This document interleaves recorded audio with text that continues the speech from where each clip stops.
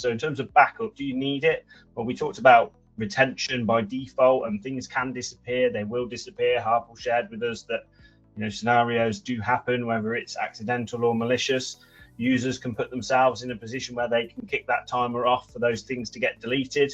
There's a lot that, as an admin, it's a mishmash of portals and recovery that you've got to wrap your head around. There's some things that are in there in terms of policies, but ultimately, if you asked me outright, do I think you need a backup? I would say yes, I think you do, purely because I don't want to lose data, and I want to be, I think the pain of losing the data outweighs the cost of the solution ultimately for me in a simple way. And I see in terms of Acronis, Harpal's given us some great information and examples of why Microsoft take the stance that they take, how Acronis is more fully featured than the Microsoft 365 backup solution. It's offsite, it's immutable. I can speak from my own examples and my own customers that use it, that it is a set and forget solution.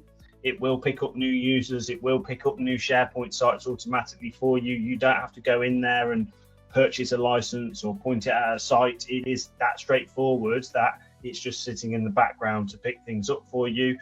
If you're an IT person, you want to put your own hands on it, that's fine, or Klipboard can manage that solution for you.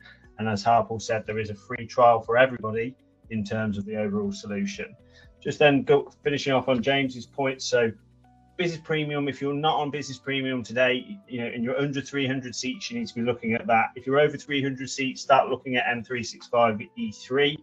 The pricing, when you bring in the other solutions that you're probably paying for in terms of your other antivirus and other areas, this is such a competitively priced package. And the things that are in there, as we just said, stuff like conditional access, which is that bouncer on the door, the multi-factor, not having to set that per user and setting that at an organizational level through conditional access, which is part of the Entry ID feature in that license.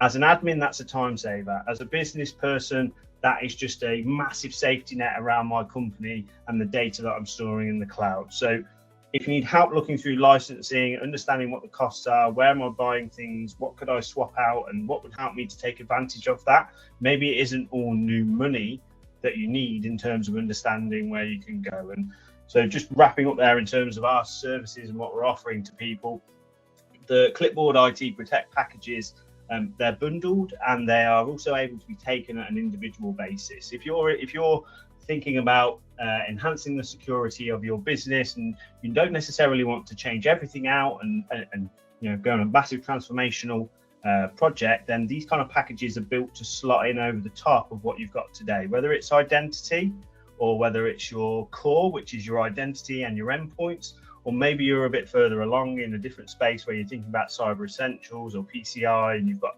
more control and more requirements that you need.